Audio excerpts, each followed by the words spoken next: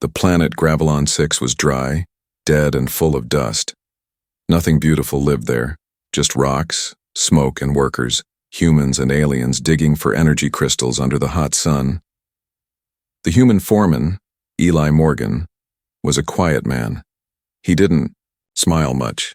His job was hard, and the workers were tired. Every day people got hurt in the mines, but Eli kept things moving.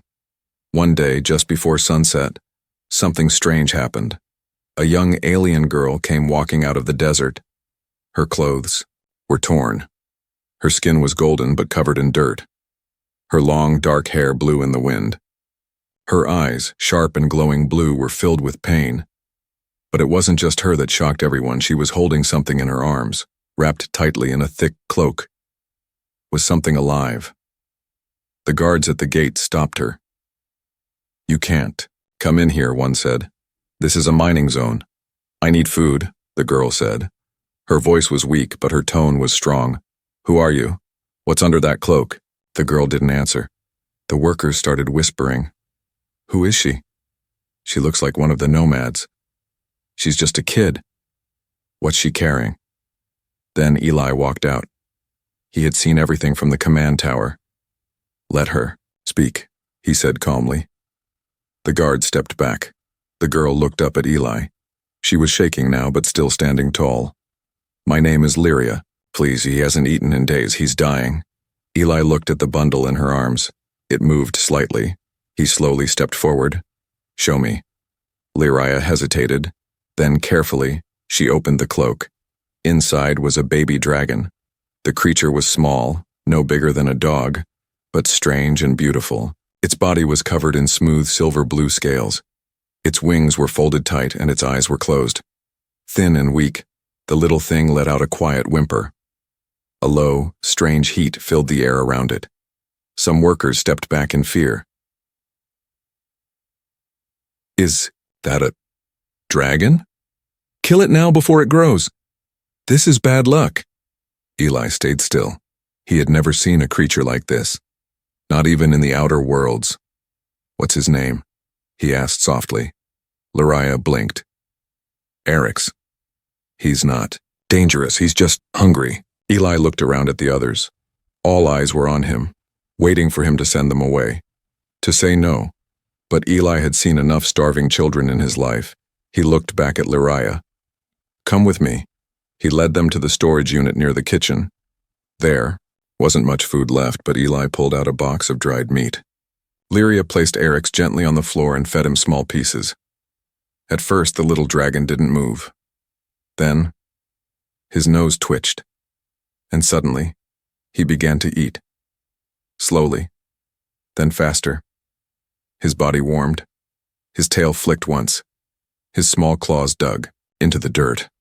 Lyria smiled for the first time. Eli watched quietly. After Eric's finished eating, he curled up and slept. Eli gave Lyria a blanket and a water pack. "You can stay in the old tool shed for now," he said. "It's not much, but it's safe." Lyria nodded. "Thank you, foreman." "You don't have to call me that," he said. "Call me Eli." She looked at him for a long moment. "Why are you helping me?" Eli didn't answer right away. He looked at the sleeping dragon, then back at her. "Because you asked?" That night, as the camp settled into silence, Eli stood outside the shed. Inside, Lyria lay next to Eric's, her hand resting gently on his back. He let out soft purring, sounds like a cat dreaming. But as Eli turned to leave, he heard her whisper, "Soon, little one, soon they'll all see what you are." Then she closed her eyes, and the ground beneath the shed gave a quiet, strange tremble. Morning came fast on Gravelon 6. The red sun rose like fire in the sky, painting the dust in blood-orange light. Morgan walked through the camp with a strong step. He had worked here for 7 years. He'd seen machines break, workers quit, even small revolts. But he had never seen a dragon. And now, one was sleeping inside his tool shed. Most of the miners were already whispering. "That thing grew overnight. It's not natural. I heard it melted a metal pipe just by breathing." Eli ignored them and walked straight to the shed. He knocked once. Lyria opened the door. She looked tired, but alert. Inside, Eric's was sitting up. He was still small, about the size of a child, but clearly bigger than yesterday. His wings twitched. His golden eyes followed Eli's every move. "I brought food," Eli said. Lyria stepped aside. "Thank you."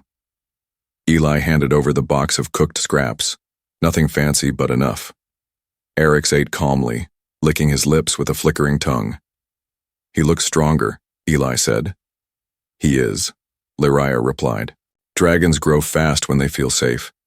Eli watched her closely. "You said something last night that people would see what he is." "What did you mean?" Lyria looked away. "Not yet." Later that day, Eli's boss, a cruel man named Pravik, pulled him aside. "You brought in an unregistered alien girl and a monster. What were you thinking?" "She's just a kid," Eli replied, "and the dragon's no threat." Pravik slammed a hand on the table. "You know what happens when creatures like that reach full size? They destroy cities, start wars." "Then, why is he cuddling a blanket?" Eli said calmly. Pravik leaned forward. "I'm warning you. You let this thing grow and you'll answer for it." That night, Lyria sat outside the shed staring at the stars. Eli joined her, handing her a warm cup of synth tea. "I don't get it," he said. "You don't seem like someone who runs and hides." Lyria was quiet for a while. Then she whispered, "I wasn't supposed to survive." Eli looked at her, surprised. "My people. We were guardians once, bonded to dragons. But we were hunted. Our kind was killed. Only I escaped. With an egg." She glanced at the sleeping dragon beside her. "He's the last of his bloodline, and I am the last of mine." Eli took a deep breath. The wind blew dust across the firelight. "You think he's important?" "I know he is," Lyria said. "He's not just a dragon. He's a key, a bond between power and purpose."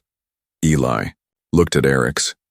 The little dragon was curled up, tail tucked under his body, a warm blue glow gently pulsing from his chest. He didn't look like a weapon. He looked like a child. Suddenly, the camp alarms beeped. Motion in the lower mines, Eli jumped up and ran to the control tower. "What's going on?" he asked the tech. "We're getting strange heat spikes from Tunnel 4, she said, "but no machines are running there." Eli looked at the screen. A glowing trail, blue and warm, was moving through the tunnels. He grabbed a comm. "Lyria, is Eric's with you?" "No." Her voice came back quickly. "I thought he was." Eli's heart raced. He ran. Down in Tunnel 4. The lights flickered. Dust floated in the air like ghosts. Eli found Eric's at the end of the tunnel, standing in front of a broken machine. A crushed miner was trapped under metal. The man was unconscious. Eric stood completely still, eyes glowing. Then, softly, he blew a stream of blue fire, not wild or dangerous, but controlled, like a torch. He melted the metal away without burning. The man. Eli froze. He had never seen anything like it. Not destruction, precision. Later, back at camp, the saved miner opened his eyes and whispered, "A dragon saved me." People began to talk again, but differently. Maybe it wasn't a monster, maybe it was something else, something incredible. That night, Eli stood beside Lyria and looked her in the eyes. "You said he was a key, a bond." She nodded. "He's more than fire and wings," she said. "He's hope, and if we don't protect him, others will come to take him." Eli didn't hesitate. "Then they'll have to go through me first." The lower tunnels of Gravelon 6 were long, dark and half-abandoned. Machines that once drilled for crystals were now rusting. The walls dripped with moisture from underground heat vents. No one came down here unless they had to. But now, something was changing. The walls were warm, and they were glowing.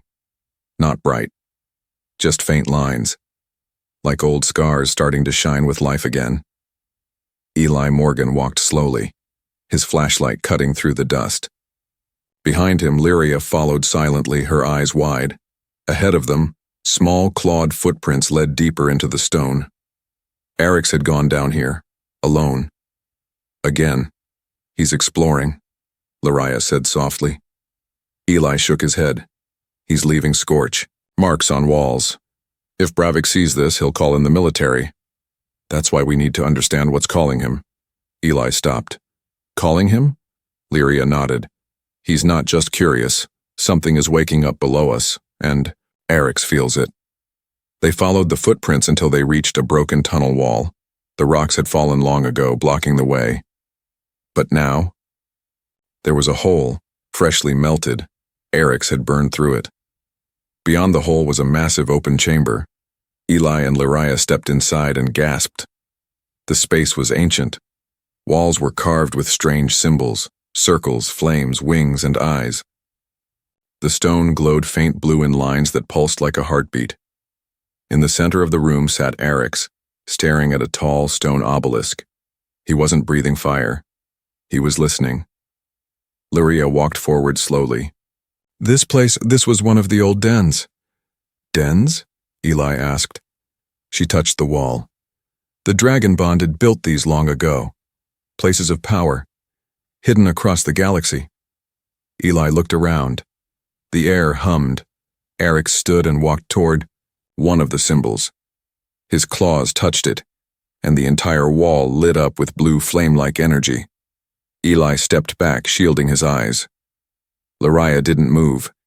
She just watched as the energy flowed through Eric's and into her. Her eyes turned silver for a moment. Strange symbols appeared on her arms. Then, silence. The light faded.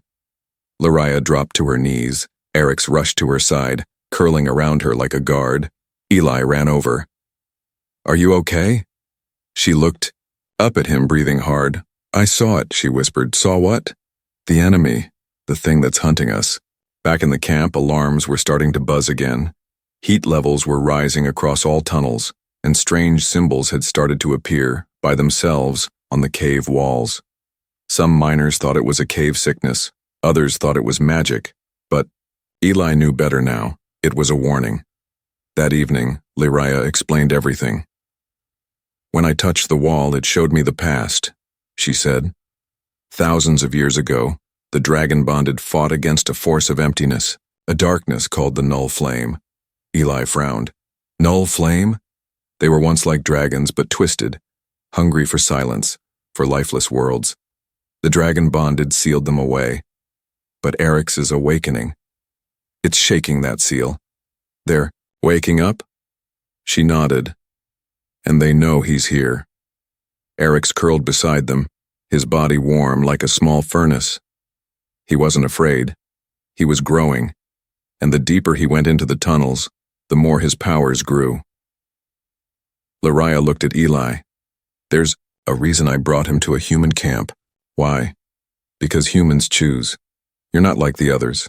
You don't follow fate. You make it. Eli leaned back, staring at the stars through the cracked ceiling. I didn't plan on protecting a dragon this month, he said. She smiled. Yet here you are. Suddenly the camp speakers crackled. Incoming ship. High-speed approach. Not registered. Unknown weapon systems. Eli stood up fast. Lariah's smile faded. They're here, she said. Who? She looked toward the sky. The ones who want to take Eric's. Or kill him trying. Wind howled across the Gravelon 6 mining camp as a black ship broke through the clouds. It had no markings, no lights, no friendly signal. It was quiet. Too quiet. Miners stopped, working. They looked up at the sky. Then they looked toward the shed, toward the place where the human foreman had hidden the alien girl and her dragon. The storm was coming. Eli stood at the edge of the platform, staring at the sleek black craft landing, without permission. Dust blew around him, but he didn't flinch. Behind him, Lariah appeared. Her hood was down. Her glowing blue eyes locked onto the ship. It's them, she said. Who are they? Eli asked. Lyria's lips tightened. Dragon hunters, paid by old governments, secret ones. They collect power they don't understand, or destroy it. Eli glanced at the tool shed where Eric's lay resting. They want him. They want what he will become. They want his fire, his memory, his bond. Eli pulled out a small blaster. Then they'll have to get through both of us. Lariah smiled sadly. That won't be enough. The ship opened. A single figure stepped out, tall, wearing a dark helmet. His voice crackled through a translator. Turn over the creature, or be turned to ash. Eli stepped forward. You're not on a war world. This is a human working colony. We have rights. There are no rights when ancient weapons wake up, the figure said coldly. That dragon is a spark. Sparks start fires, and I've burned out plenty. Lariah stepped beside Eli. She pulled back her sleeve. Her golden skin glowed with silver symbols, alive and moving like water under her skin. The hunter froze. You, he said. You're supposed to be dead. I was, Lyria replied. But I had a dragon egg and a promise. Eli turned to her slowly. You're not just bonded to him, are you? Lyria nodded. My real name is Lyria Vel Saran Last, Princess of the Saran Flamekeepers. When the war ended, my people died. I escaped through a shattered gate. I was only 12. Why come here? Because no one would think to look for a dragon on a mining rock filled with humans, she said. But I was wrong. They found us. Eli stared at her, then back at the ship. How powerful are these hunters? She looked up. They kill entire moons to catch one spark. But Eric's, he's more than a spark. Inside the shed, Eric's lifted his head. He heard the hunter's voice. He felt the danger, and something inside him responded. His body shimmered with light, and his small horns grew another inch. Then he stood, for the first time without wobbling. He walked to the door and pushed it open. Dust swirled around him as he stepped out. He didn't roar. He didn't growl. He simply looked at the hunter, and his eyes burned with understanding. The hunter raised his rifle. But before he could fire, a wall of blue fire exploded between them. Lariah had raised her hand. A rune appeared in the air, glowing bright. The fire didn't burn the ground, it floated like a shield. The hunter stepped back. So the bond is active. Lariah nodded. Stronger than it's ever been. Arix moved beside her, and for the first time his voice entered the air, not from his mouth but from inside their minds. You threaten my flame. You threaten my bond. You have made your final mistake. The hunter staggered backward. He speaks. Eli raised his weapon again. You heard him. Leave now. But the hunter didn't.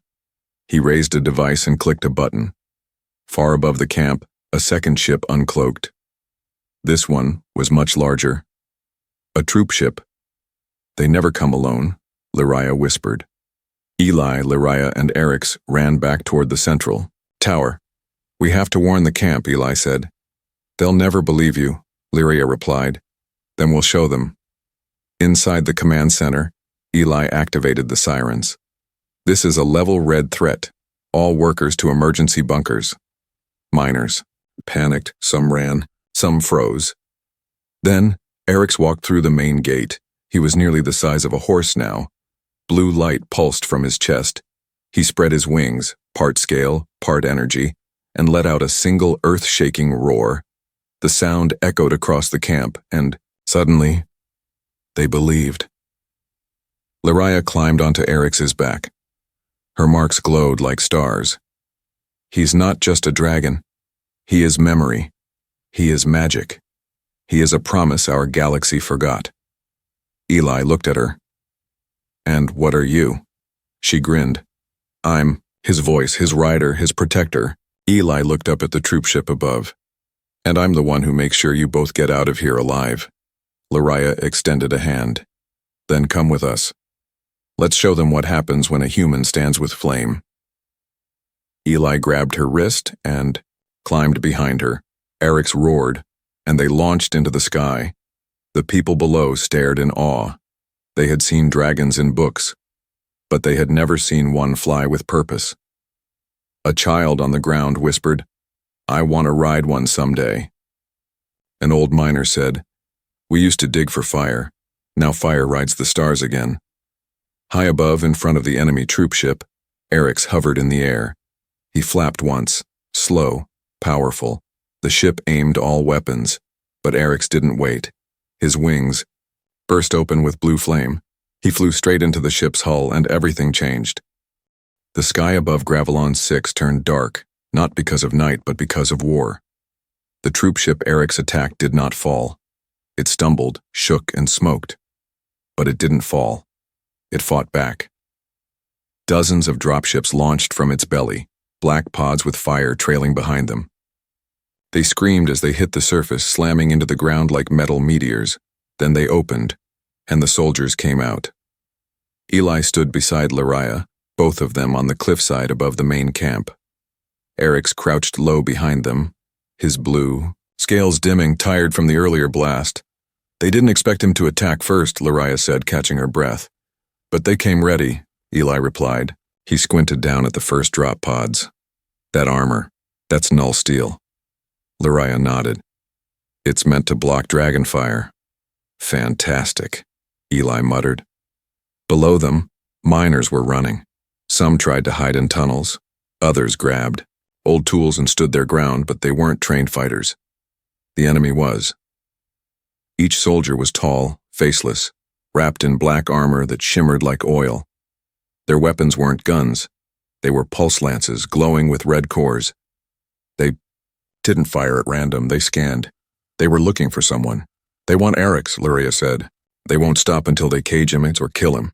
Eric's growled softly, his voice echoing inside their minds. "Let them come. Let them see what I'm becoming." Eli looked up at the dragon. "You sure you've got enough left in the tank? Enough to burn their fear into their bones?" Lariah turned to Eli. "We need to split them. If they all find Eric's together, we're finished." "You want me to distract them?" "No," she said. "I want you to lead the miners." Eli blinked. "I'm a foreman, not a general.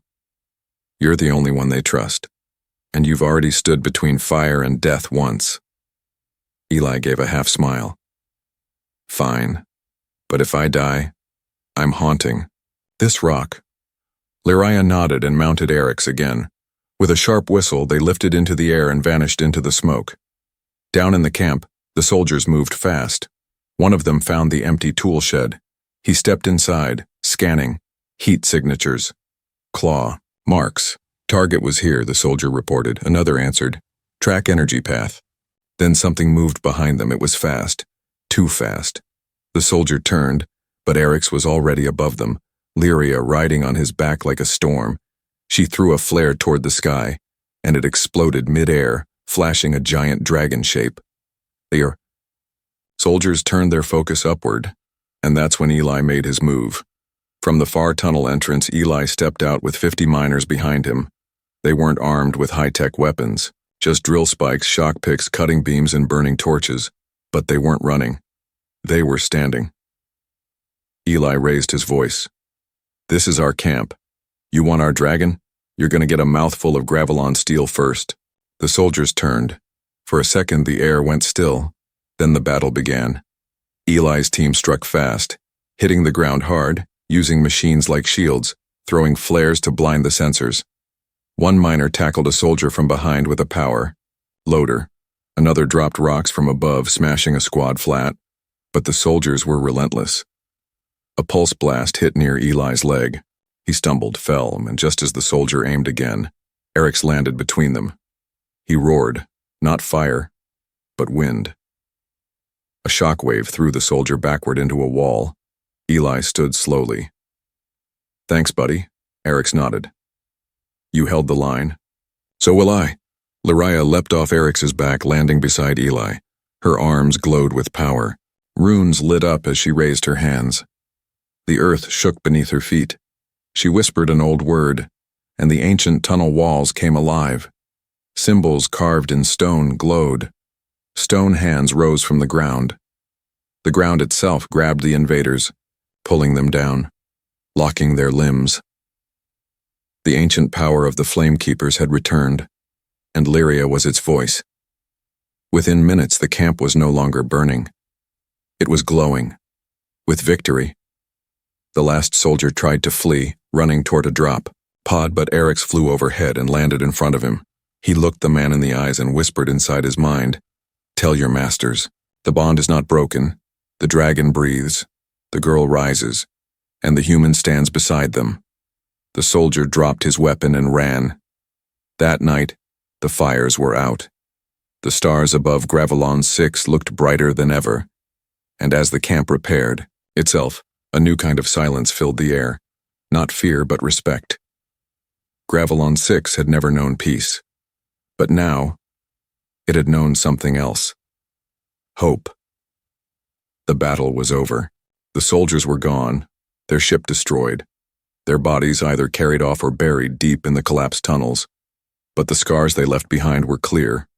A broken tower, a crushed storage bay, burnt machines. And yet, as the smoke cleared, something new began to bloom. Not fear, but unity.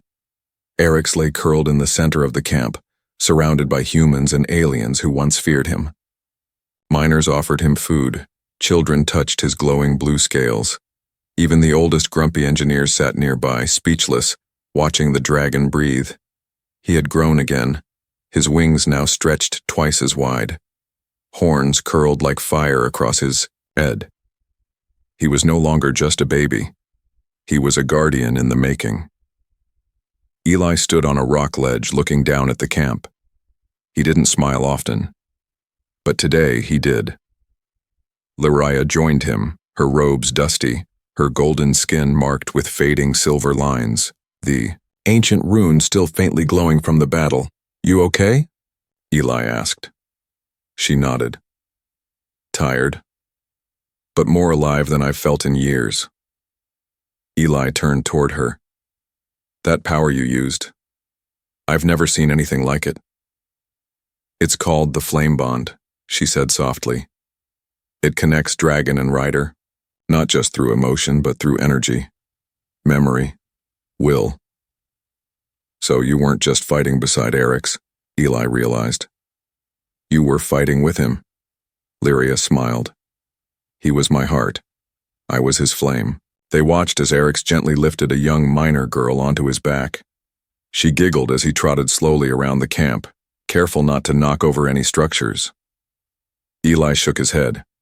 "That thing could level cities, but he's giving pony rides." "That's what they never understood," Lyria said.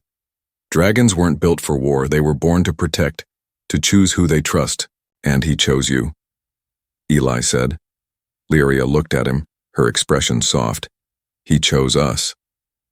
That night a strange pulse lit the sky, a soft red shimmer, rising from the horizon like a second moon. Eric's lifted his head and growled low.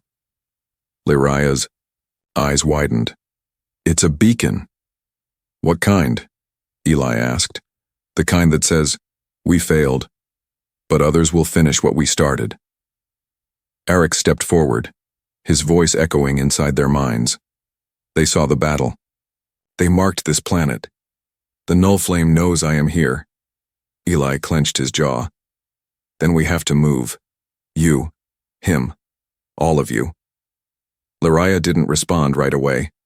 She stepped close to Eric's and placed her hand against his chest. Suddenly her body glowed with silver fire. Eli stepped back. "What are you doing?" Lyria's voice changed, deeper, fuller, echoing with Eric's energy. "I'm completing the bond." For a moment the entire camp seemed to stop. Time slowed. Wind circled around them. And then they rose. Lyria floated inches above the ground, her hair whipping around her like flame. Her skin lit up with old power, her eyes blazing white-blue. Eric circled her once, wings open, flame pouring gently from his jaws, not to destroy, but to connect. When he landed beside her again, something had changed. They were no longer girl and dragon. They were one being in two bodies. Eli dropped to one knee, not in fear but in awe. Lyria looked at him and smiled. Her voice returned to normal, but it carried strength now. peace, and fire. We are ready now. For what? She looked toward the red light in the sky. To fight not just for our survival, but for everyone's. Back at the campfire later that night, the miners gathered. Old warriors, young workers, aliens, humans, sitting side by side. They looked at Lyria and Arix, now glowing faintly with energy.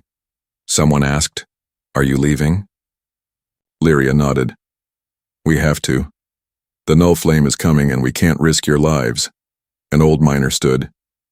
"Then let us come with you." Others joined him. "You saved us. Let us help." Eli looked around and smiled. "You didn't just rise," he said. "You lifted us with you." Lyria looked at Arix. He nodded. "Then we go together. All of us." The last shot of the night was this: a human foreman, an alien girl with silver fire in her veins, a dragon who now spanned the width of a street, and a group of workers-turned warriors ready to leave a dead world to protect a living one. The stars over Gravelon 6 shimmered like cold fire. But tonight, something darker than space itself was coming. Something ancient. Something that had waited in silence for thousands of years. Arix stood on the highest ridge near the camp. His wings were folded. His tail flicked slowly, alert. He wasn't speaking now, not with his voice, not with his mind. He was listening.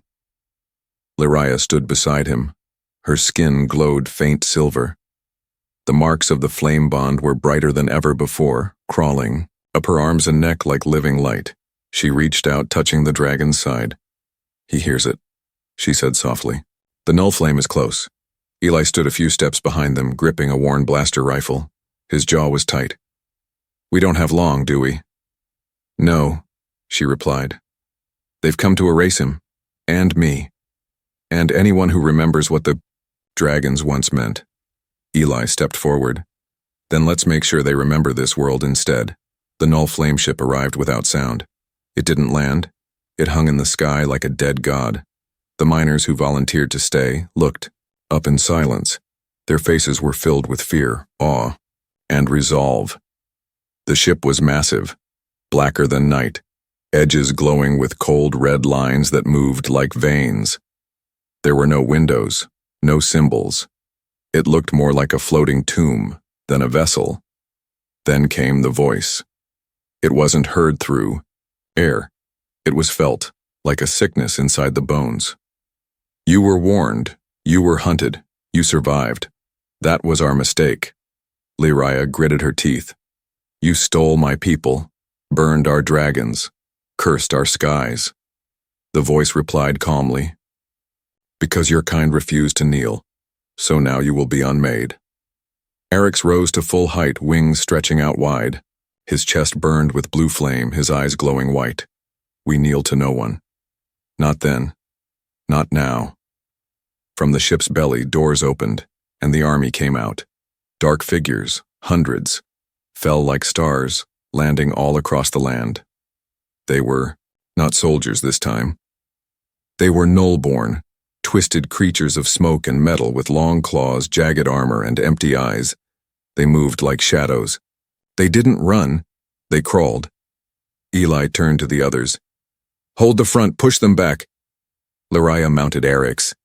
The moment she touched him, their bond ignited. The ground cracked beneath them. They soared into the air, high above the battlefield. Arix opened his jaws and fire fell from the sky. But this wasn't normal fire. It was dragon light, pure, ancient blue and white, burning without smoke. Where it touched, the nullborn were erased, not killed, purified. Below, Eli led the miners in defense.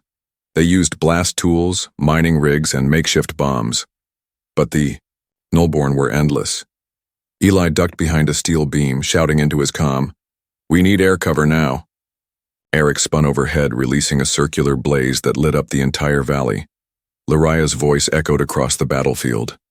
"We are not the last flame. We are the first spark of a new fire." Then the sky itself cracked. The null flame's true form descended. It wasn't a ship. It was a creature, a massive ghost-white dragon made of broken bones, black fire, and red eyes. Bigger than mountains, wings like torn sails. Eli looked up in horror. What is that?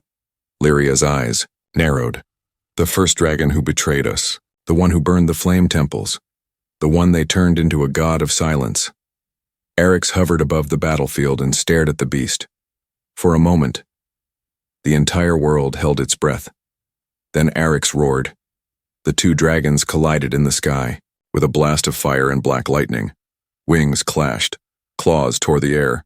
Lyria held tight, her runes glowing. She pushed her power into Arix, amplifying his speed, his strength, his fire. The sky became a battlefield of light and shadow. Every time Arix hit the monster, it screamed, but didn't fall. Every time the beast struck back, it sent fire raining. Across the ground, Eli's people shielded the injured. He grabbed a launcher and fired into the dark crowd of Nullborn, but they kept coming. Down below, the miners were starting to fall back. One of them shouted, "We can't hold them."